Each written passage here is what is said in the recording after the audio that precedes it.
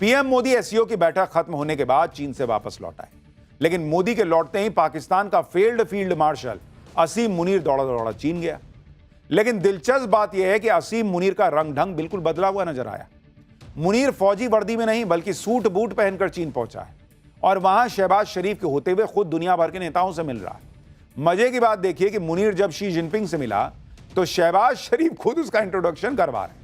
आप शक्ल देखिए शहबाज शरीफ की, मुनीर के आगे शहबाज शरीफ की क्या हैसियत है, आप इसको समझ रहे होंगे। कल ही हमने आपको बताया था कि शहबाज शरीफ ने जिस तरह एससीओ समिट के दौरान अपनी और पाकिस्तान की बेइज्जती करवाई है, उससे मुनीर को बड़ी तकलीफ हुई होगी और आज यह साबित भी हो गया। शहबाज शरीफ की बेवकूफियों को देखकर मुनीर जो है वो चीन पहुंच गया। पहले खबर थी कि शहबाज शरीफ अकेले ही विक्ट्री डे परेड में शामिल होंगे, लेकिन अब इस परेड में असीम मुनीर पाकिस्तान का प्रतिनिधित्व करेगा। सिर्फ इतना ही नहीं, लेकिन मुनीर का प्लान सिर्फ चीन की विक्ट्री डे परेड में शिरकत करने का नहीं, बल्कि वो शहबाज शरीफ को पूरी दुनिया के सामने किनारे करने का प्लान बनाकर भी चीन पहुंचा है। मुनीर ने चीन पहुंचकर सबसे पहले ईरान के राष्ट्रपति के साथ द्विपक्षीय मुलाकात की। पाकिस्तान में खबर चल रही है कि मुनीर चीन में रूस के राष्ट्रपति पुतिन से मुलाकात करने की कोशिश में है। इतना ही नहीं, मुनीर चीन में मौजूद एससीओ के सदस्य देशों के साथ भी द्विपक्षीय मुलाकातों में शामिल होगा। अब बताइए, पाकिस्तान का प्राइम मिनिस्टर वहां बैठा हुआ है, मुनीर जाके मीटिंग करेगा। दरअसल ट्रंप की गोद में बैठकर मुनीर बहुत इतरा रहा था, लेकिन चीन ने उसे ऐसी घुड़की दी कि मुनीर के होश ठिकाने आ रहे हैं, इसलिए अब वो जिनपिंग की खुशामद करने पहुंचा। लेकिन पाकिस्तान में एक्सपर्ट्स भी कह रहे हैं कि मोदी को कुछ करने की जरूरत नहीं है, पाकिस्तान खुद बर्बाद हो जाएगा। लेकिन इस बार कहा जा रहा है इससे भी बड़ा आयोजन चीन करने जा रहा है। आप ये वीडियो देखकर ही अंदाजा लगा लीजिए कि इस बार चीन की विक्ट्री डे परेड और कितनी बड़ी होने वाली है। लेकिन इस बार की विक्ट्री डे परेड सिर्फ हथियारों की बात नहीं है बॉस। वहां चीन ने जिन जिन को बुलाया है वो इसको ग्रैंड बना रही है, वो जियोपॉलिटिक्स के हिसाब से इसका बड़ा संदेश दे रही है। इसे लेकर चीन दावा कर रहा है कि ऐसी मिलिट्री डे परेड चीन क्या दुनिया में पहले कभी नहीं हुई हो। चीन की इस परेड में 10,000 सैनिक हिस्सा लेंगे और चीन कई ऐसे हथियारों को दुनिया के सामने लाएगा जिनको उसने अभी तक छिपा के रखा था। इस परेड में चीन अपने fighter jet, missile defence system और हाइपरसोनिक मिसाइलों का प्रदर्शन करने वाला है। लेकिन चीन पहली बार अपनी DF-26 intermediate range ballistic missile भी दुनिया के सामने प्रदर्शित कर सकता है, कहा जा रहा है। इसके अलावा चीन अपनी नई एंटी शिप मिसाइल यिंग का भी प्रदर्शन करेगा। इस बार परेड में चीन लेटेस्ट हथियारों जैसे under water drone, laser defence system और नई पीढ़ी की परमाणु मिसाइलों का भी प्रदर्शन करेगा। चीन में एक तस्वीर बड़ी वायरल हो रही है। तस्वीर में तिरपाल से ढका हुआ एक विशाल वाहन दिखता है, ये देखिए।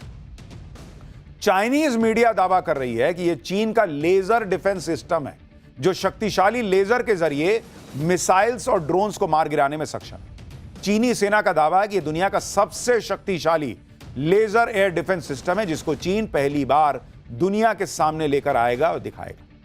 लेजर डिफेंस सिस्टम नए जमाने का एयर डिफेंस सिस्टम होता है, जिसमें हाई पावर लेजर का इस्तेमाल होता है, जिसे जमीन पर तैनात किया जा सकता है।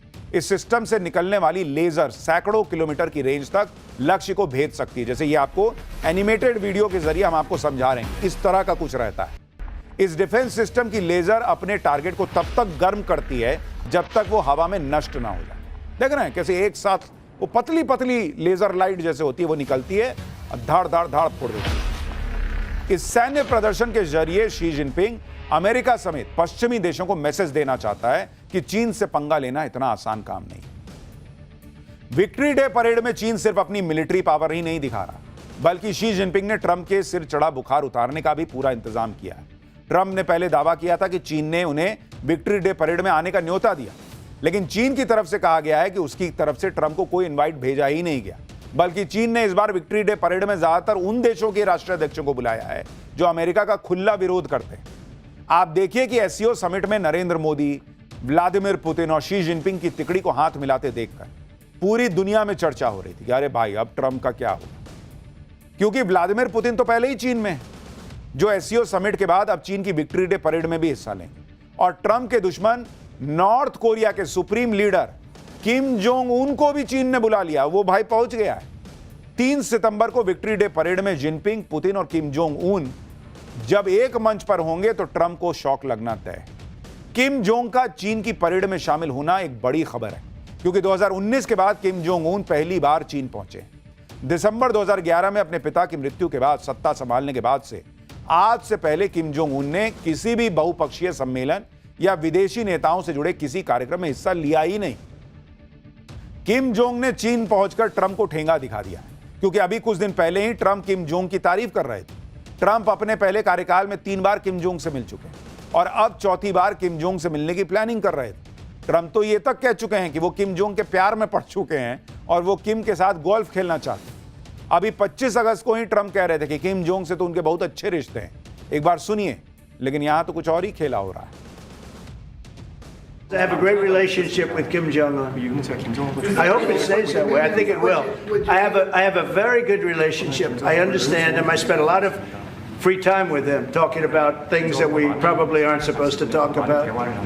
And I get along with him really well. दोनों देशों के तार तो नहीं मिलते, लेकिन चूंकि किम जोंग को संकी कहा जाता है, ट्रंप भी आजकल संकी जैसा ही व्यवहार कर रहे हैं, तो दोनों की सनक का लेवल मैच जरूर हो सकता है। मतलब आप देखिए कि ट्रंप ने कैसी बेइज्जती करवाई है। अभी एक हफ्ता पहले ही वो किम जोंग से दोस्ती के दावे कर रहे थे। अब किम जोंग ने चीन पहुंचकर ट्रंप को कह दिया कि अपनी दोस्ती अपने पास रखो। वैसे हर बार की तरह इस बार भी किम जोंग की उस रहस्यमयी ग्रीन ट्रेन की चर्चा हो रही है, जिससे वो 1300 किलोमीटर की दूरी तय करके चीन पहुंचे। वो भाई अपनी ही ट्रेन से चलता है, क्योंकि आमतौर पर किसी देश का कोई सर्वोच्च नेता किसी दूसरे देश जाता है तो भाई तेजी से पहुंचने के लिए हवाई जहाज से चला जाता है, अपना हवाई जहाज लेके जाता है। लेकिन किम जोंग उन अलग लेवल पे हैं। वो जब भी अपने देश से बाहर जाते हैं तो अपनी इसी खास ट्रेन से जाते हैं। किम इसी ट्रेन से चीन, रूस और वियतनाम की यात्रा कर चुके हैं। सितंबर 2023 में जब किम जोंग रूस यात्रा पर गए थे, तब भी इसी ट्रेन में गए थे। आप जो वीडियो देख रहे हैं उसमें मॉस्को पहुंचने के बाद किम जोंग की ट्रेन की सफाई हो रही है। आप देख रहे हैं, ट्रेन चलता जा रहा है, भाई साफ करता जा रहा है। किम जोंग उनकी इस ट्रेन का नाम सनशाइन है। यह ट्रेन किसी चलते फिरते गोपनीय किले की तरह है, जिसमें 10 से 15 डिब्बे होते हैं। यह ट्रेन बुलेट और बम प्रूफ है। इसमें कई तरह के खतरनाक हथियार फिट हैं। ट्रेन में किम जोंग के खास कमांडो और डॉक्टर्स की टीम भी चलती है। किम जोंग विदेश में भी अपनी बुलेट प्रूफ कार से चलते हैं और ये कारें ट्रेन में ही रखकर ले जाई जाती हैं। इस वीडियो में देखिए कैसे किम की बुलेट प्रूफ कार को पार्क किया जा रहा है। ट्रेन में लेके भाई अपना कार चल रहा है। किम जोंग उन चीन में, पुतिन चीन में, शी जिनपिंग ने जबरदस्त पावर शो का इंतजाम कर रखा है। अब आप अंदाजा लगाइए कि बीजिंग के थियानमेन स्क्वायर पर जब हजारों चीनी सैनिक मार्च कर रहे होंगे, चीन अपने हथियारों का लाव लश्कर दिखा रहा होगा और परेड के मंच पर पहली बार एक साथ अमेरिका के 3 बड़े दुश्मन खड़े होंगे, तो ट्रंप के लिए क्या मैसेज जाएगा। लेकिन जिनपिंग ने माफ कीजिएगा, सिर्फ पुतिन और किम जोंग को ही नहीं बुलाया, बल्कि ऐसे ऐसे देशों के नेताओं को इनवाइट किया है जो ट्रंप के कट्टर दुश्मनों की कैटेगरी में आते हैं। For more of such videos, do like, share and subscribe to ET Now Swadesh.